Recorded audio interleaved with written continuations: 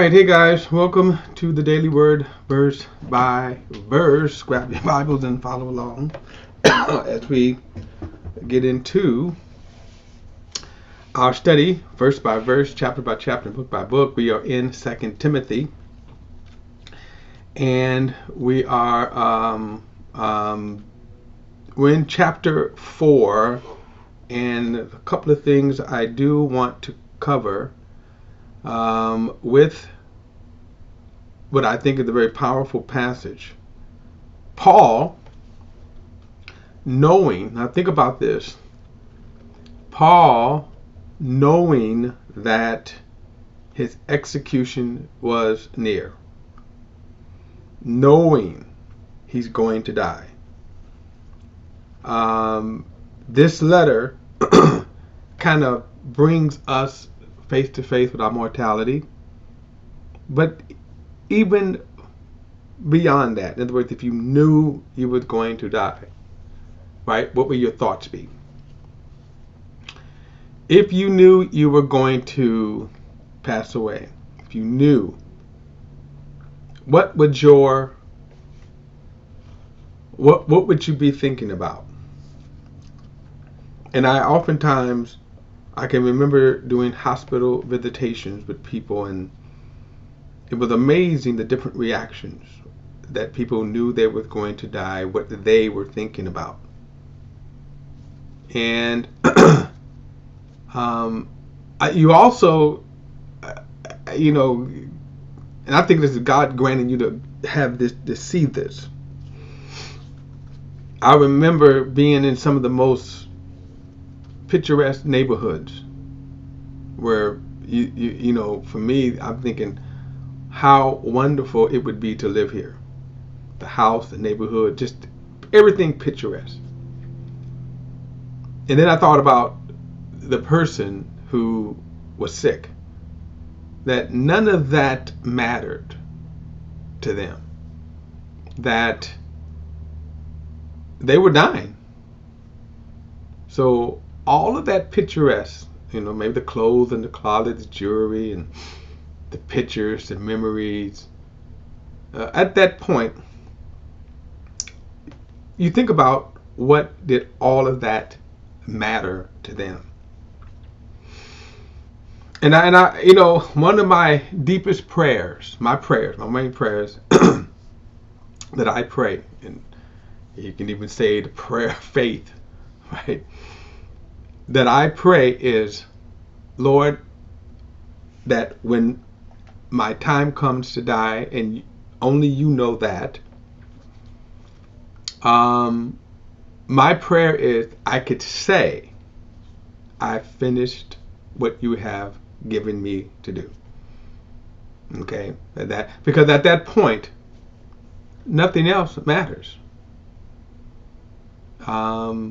If you are the richest person, right? You're the richest person, which means you have traveled, you have bought everything, you could probably, you have done everything that your money could afford you. At the point of your death, what does it matter?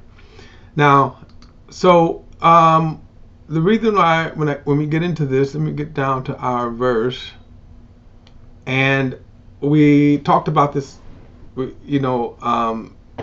time will come, verse 3, when they will not tolerate sound doctrine, but according to their own desires will multiply teachers for themselves, because they have an itch to hear something new. And they will turn away from hearing the truth and will turn aside to myth. So we're living in these kinds of times, where people are doing just that, right? There are churches that are, again, they are crafted for that. You could say there are churches that are, they're on purpose.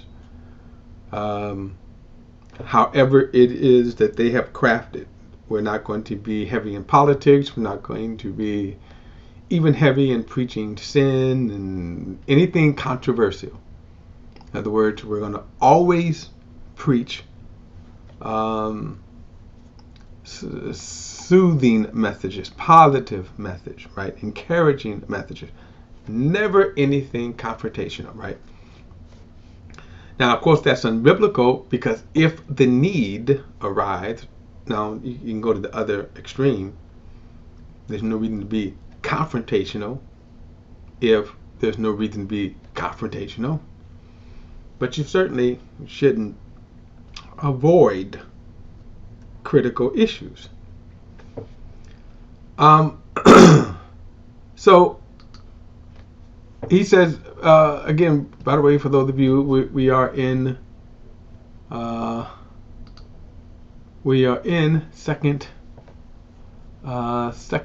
Timothy chapter 4, and Yeet. How you doing, brother? It says, I believe in God because I prayed to Him that I would win a. Okay. Well, alrighty. That's your faith there, brother. Poor faith, but okay.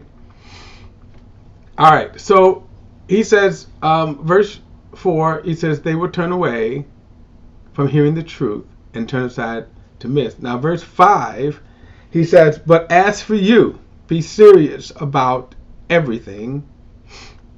Endure hardships. Do the work of an evangelist. Fulfill your ministry. Now, if you remember, this is not the first time he had been telling Timothy this from the first epistle, right? Stir up the gift. Keep your gift going. Don't shrink away from your gift. And now he says, notice this, fulfill your ministry. Now, kind of interesting. He says, but if you be serious about everything, and then endure hardships. Now, if you remember, he already told Timothy to endure hardships by the grace of God. Be strong in the grace of God. Okay? And then he says, do the work of an evangelist. Interesting that he tells Timothy that. Timothy kind of gives the insight how we define sometimes the ministry gifts. Now, there are 5 ministry gifts. Actually, there are more. Ephesians record 5 because that was Paul's focus at that point. And then when you get over into 1 Corinthians chapter 12 and Romans chapter 12, you see other gifts listed. And these gifts are gifts of grace. They enable you. They empower you to do what God has called you to do. So one of the ways you could tell if you're called to something is, what is your area of gifting? What have you been gifted in? Okay. So he says, do the work of an evangelist. And an evangelist was one who goes and he preaches. An evangelist, let me just say this. Some of you come, and we may call some of the old school churches, old Pentecostal churches, old holiness churches. I was always amazed when sometimes you would go in these churches and basically you had just, one person might have been, they would always introduce someone as either missionary or an evangelist. And have no problem with that. The problem that I do say is they never did any evangelistic work. If all your title does is, you sit in the pulpit and either I'm an elder, bishop, minister, evangelist, or missionary. These are verbs, not nouns only. Okay, and notice he says, "Do the work." He tells Timothy to do the work of an evangelist. So every work of God, think about this, should involve some type of evangelistic work. He's telling Timothy here to do the work of evangelist. And then he says, fulfill your ministry. So again, he's telling Timothy that don't shrink away, okay, from what God is calling you. And remember, throughout this book, he's been telling Timothy that don't shrink away. Don't shrink away from what God has called you. Don't be timid in what God has called you. Timothy had those tendencies that you could probably say he was a nice guy. So if he came to the church, he was a younger man. Don't shrink away because of the position that God has put you in. And, so notice that again, fulfill your ministry. Now, verse 6 says, "For I am already being poured out as a drink offering, and the time for my departure is close. I have fought the good fight. I have finished the race. I have kept the faith. There is reserved for me in the future a crown of righteousness, which the Lord, the righteous judge, will give me on that day, and not only to me, but to all those who love his appearing." And this is an astounding statement, as I said, that knowing, there was a couple of astounding things here about Timothy. Knowing that he was going to die. First, about Paul, knowing that he was going to be executed, he didn't express remorse of what he didn't do. I didn't take that vacation. I didn't get that cruise. I never got a chance to buy my dream house and yada, yada, yada, right? His concern was Timothy. His concern was he wanted to strengthen Timothy. And, we read in Peter the same thing when Peter says, "I know I must put off this tent, so I want you guys to have these truths." That's what they were thinking about. And so this is an astounding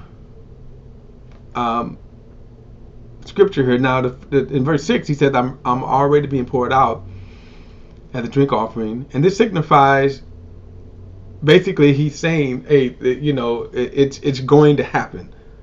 If we were living in our times, you would say they have an execution date. All the appeals have been exhausted. It's going to happen. But he wasn't even worried about that. He wasn't cowering from that. He says, "I fought the good fight. I've finished the race. I've kept the faith." And that's why I said the one prayer that I have. This is the prayer that I have. And when I pray, "Lord, keep me healthy. Lord, give me long life." All that's always prayed with the perspective that, Lord, I want to be able to say, "I finished your work. What you have assigned me to do, I finished it." And now, as Paul, as he is standing right on the edge of crossing over, he's able to say, "I finished. I've done what God wanted me to do. I've completed his work." That's astounding. And to be able to take that, and I want to go to Hebrews because I want to show you something about and the reason why I want to read this in Hebrews, and I want to show you these are the Old Testament saints, and there was something astounding about them. This is Hebrews 11, chapter 1. It says, "Now faith is the reality of what is hoped for, the proof of what is not seen. For our ancestors won God's approval by it. By faith we understand the universe was created by God's command, so that what is seen has not been made from the things that are visible. By faith Abel offered to God." Now I want you to kind of look at some of these statements. I'm going to read through, but what is most interesting is what was noticeable about them, that by faith they had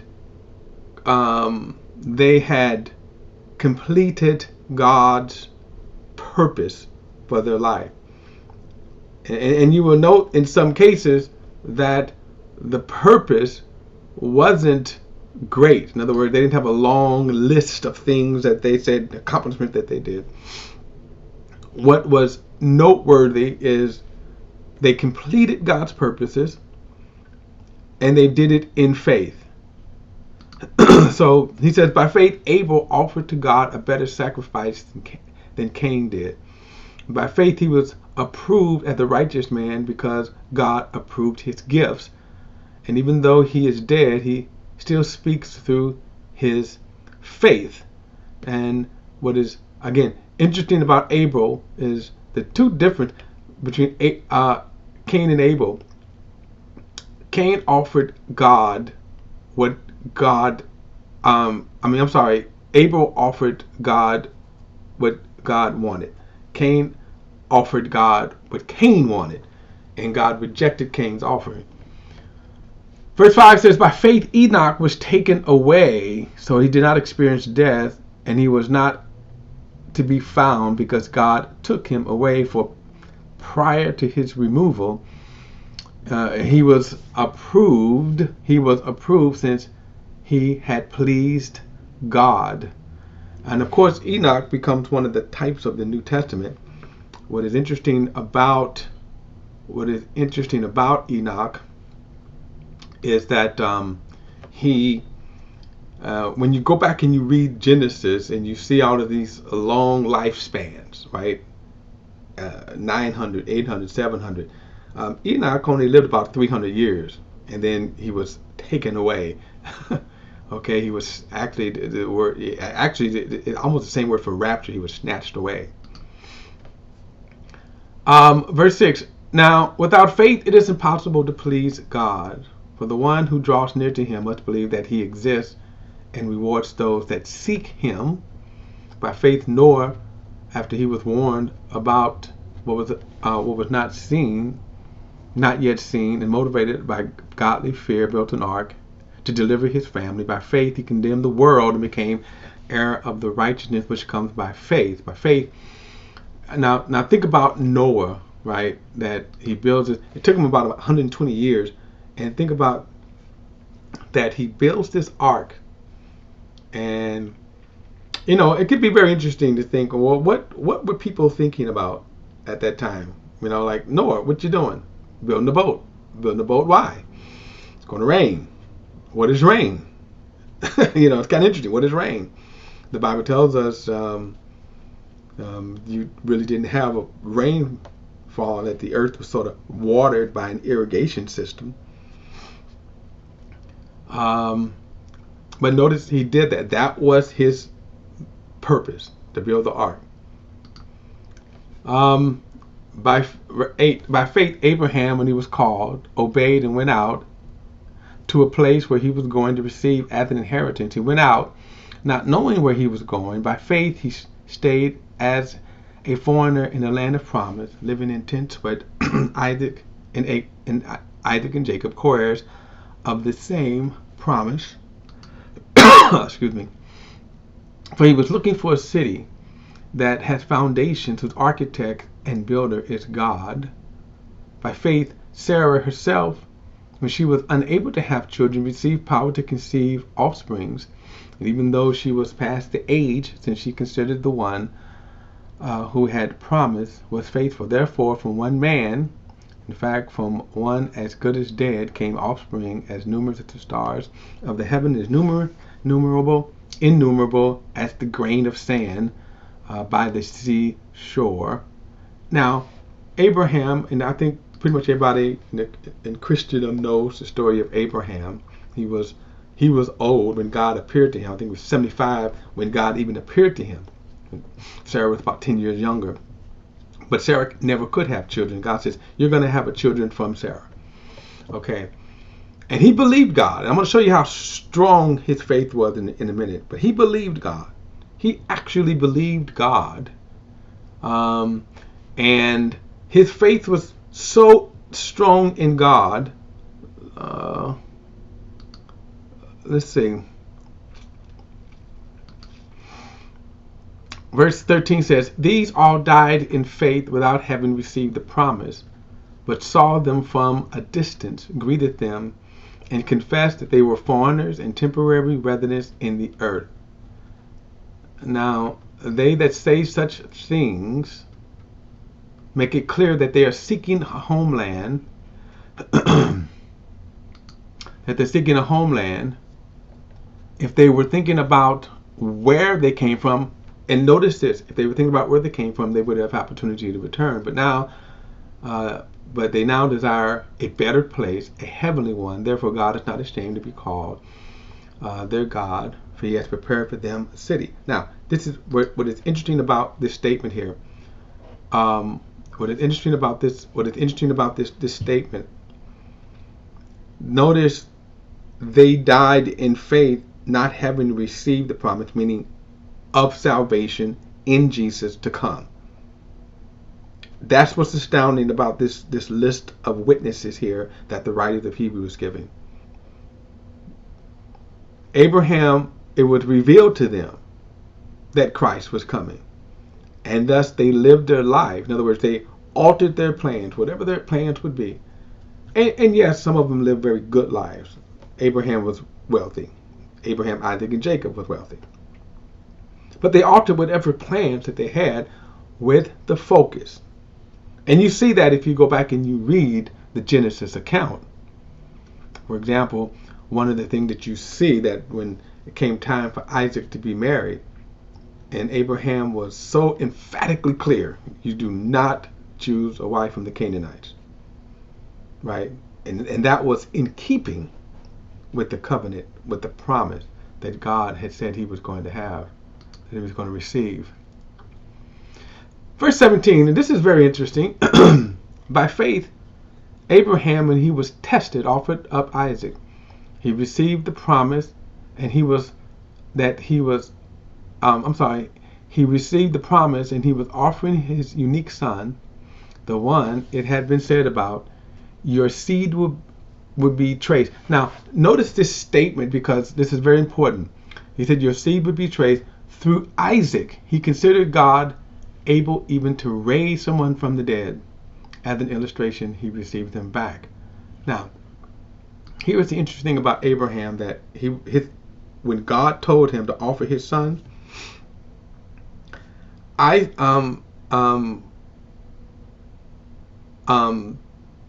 Abraham's focus was, but this is the son you promised. So in obedience to God, in faith to God, he said, fine, I'll offer him. Kill him, burn him, but you have to raise him from the dead. That heap of ashes, you would have to raise him from the dead. Now here's my point. All of them, what's the testimony about them is that they're focused on what God had called them to do. And in each of those cases, they had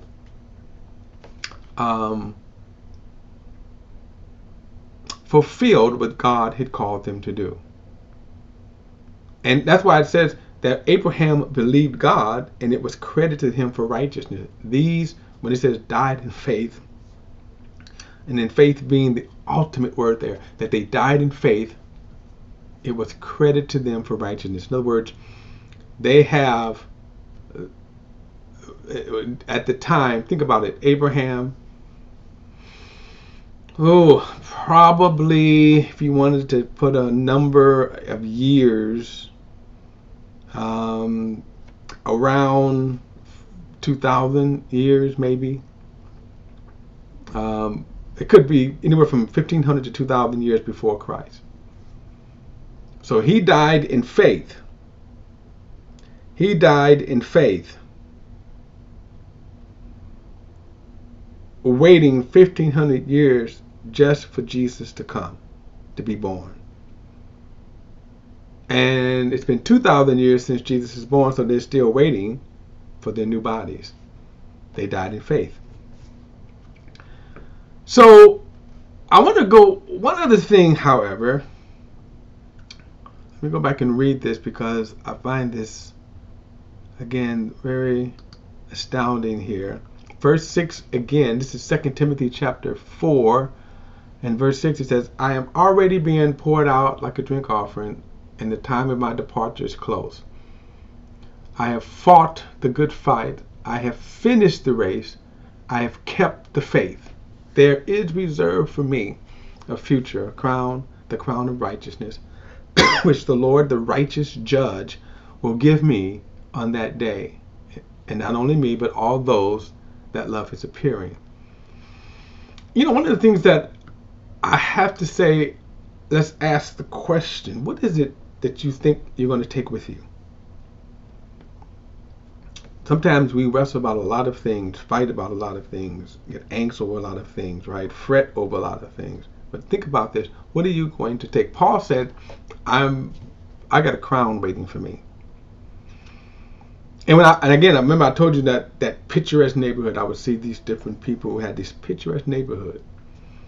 And what was most interesting about that at the time of their death, when they're sick, you think about even today, one of the most heartbreaking things about people that die of COVID, okay, that they die in isolation. Their families can't be around their bedside. That's the protocol. And it's heartbreaking. So if you were to face that, I'm thinking about one particular guy who was, in a sense, bragging about he was a millionaire, and he certainly was. He leaned a particular political way, caught COVID-19. In fact, this guy even ran for president. He caught COVID-19 and died. And I thought about that. Here's a millionaire, died. So what did all of that matter? I want to read something, and this is the love chapter, 1 Corinthians 13. 1 Corinthians chapter 13, the love chapter. Many of us know this, but one of the things about this, it spilled water on me. One of the things about this chapter is we interpret this chapter from a perspective.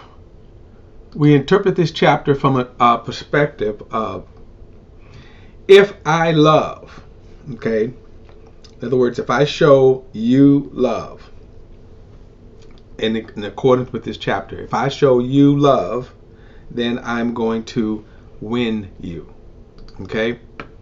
So a lot of us think that. A lot of us think if I do that, that I'm going to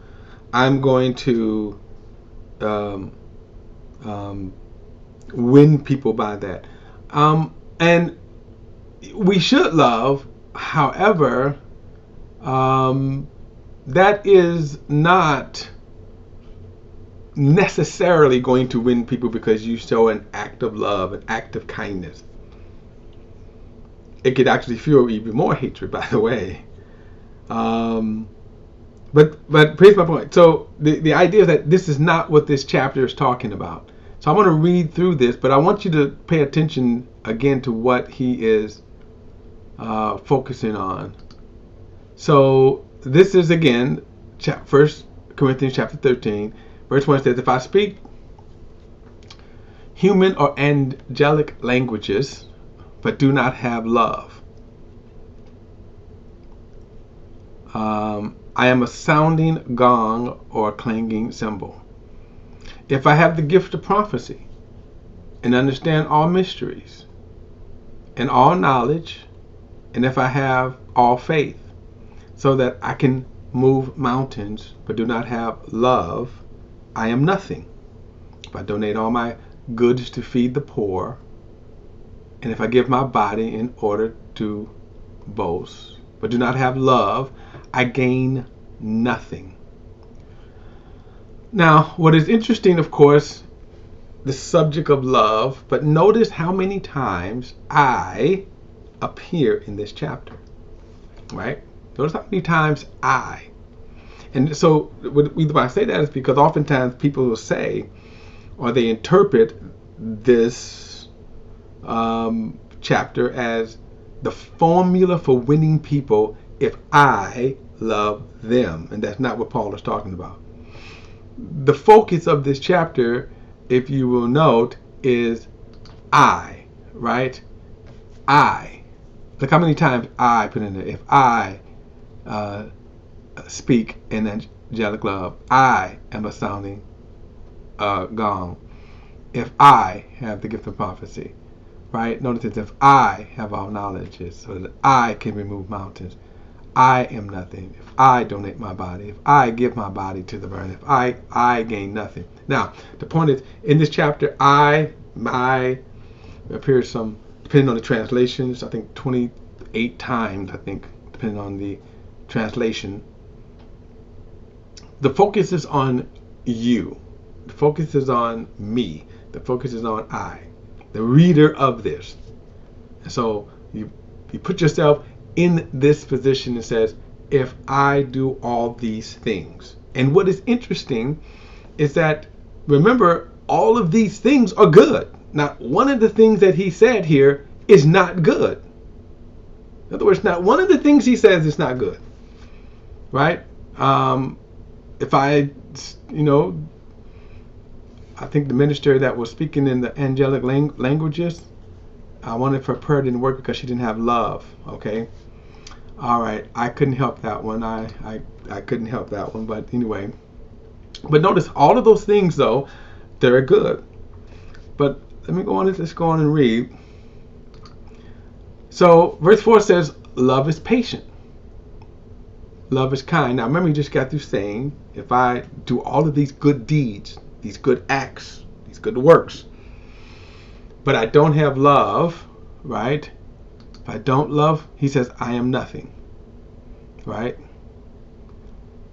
So then he says, verse 4, love is patient, love is kind, love does not envy, love is not boastful, is not conceited, does not act improperly, is not selfish, is not provoked, and does not keep a record of wrongs. Love finds no joy in unrighteousness, but rejoice in truth. It bears all things, believes all things, hopes all things, endures all things. But notice the statement, love never ends. Now notice that statement. What does he mean, love never ends? Now if you read the Old King James, it says, excuse me, love never fails. And again, people interpret that as that if I act as do an act of love towards you, then love will never fail. Well, the truth of the matter is love fails all the time under that principle. Just think about this.